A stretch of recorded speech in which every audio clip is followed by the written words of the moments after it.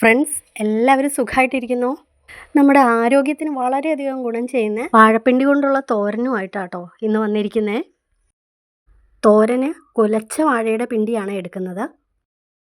പിണ്ടിയിൽ നിന്ന് വാഴപ്പോള ഓരോന്ന് ഇങ്ങനെ പൊളിച്ച് വരുമ്പോൾ ലാസ്റ്റ് പോള പൊളിക്കാൻ ഇല്ലാത്ത ഒരു ഭാഗം വരും. ആ ഭാഗമാണ് നമ്മൾ എടുക്കുന്നത്.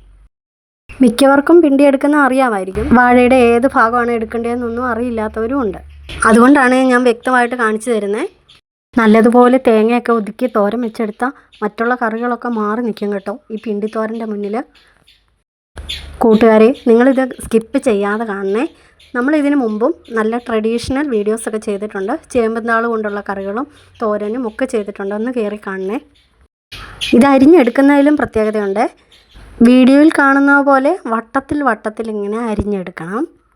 ഈ വട്ടം മുറിച്ചെടുത്ത കഷ്ണത്തിൽ നൂല് പിടിച്ച് ഇരിപ്പുണ്ടെങ്കിൽ അതും കളഞ്ഞ് വൃത്തിയാക്കിയതിന് ശേഷം അരിഞ്ഞെടുക്കാം.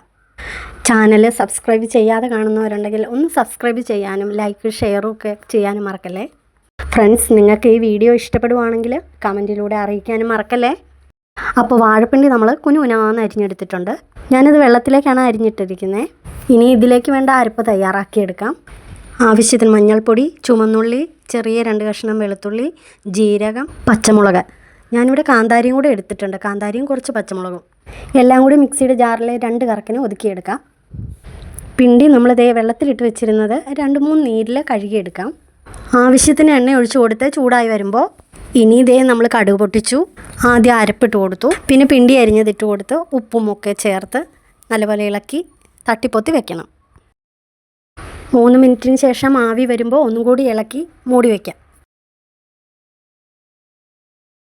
തോരനിൽ നമ്മൾ ഒട്ടും വെള്ളം ഒഴിച്ച് കൊടുക്കണ്ട. ഈ പിണ്ടിയിൽ തന്നെ വെള്ളം ഉള്ളതുകൊണ്ട് ആ വെള്ളത്തിൽ അത് വെന്തോളും. പിണ്ടിയുടെ കൂടെ ഉണങ്ങിയ പയറിട്ട് വേവിച്ചാലും നല്ല ടേസ്റ്റാണ്. ഉണങ്ങിയ വൻപയർ ചേർക്കുന്ന കാര്യമാണ് പറഞ്ഞത്. ഞാനിപ്പോൾ പിണ്ടി തന്നെ എടുത്തിരിക്കുന്നത്. ഇതും നല്ല ടേസ്റ്റാണ്. വാഴപ്പിണ്ടി തോരൻ വെച്ചിട്ടുള്ളവർ ഇങ്ങനെയാണോ തോരൻ വെച്ചിരിക്കുന്നത്, അതോ പയറിട്ടിട്ടാണോ? നിങ്ങൾ ഏത് രീതിയിലാണ് വെക്കുന്നതെന്നൊന്ന് കമൻറ്റിലൂടെ അറിയിക്കണേ. നമ്മുടെ തോരൻ ഇവിടെ ഇളക്കി പറ്റിച്ച് നല്ലപോലെ എടുത്തിട്ടുണ്ട്.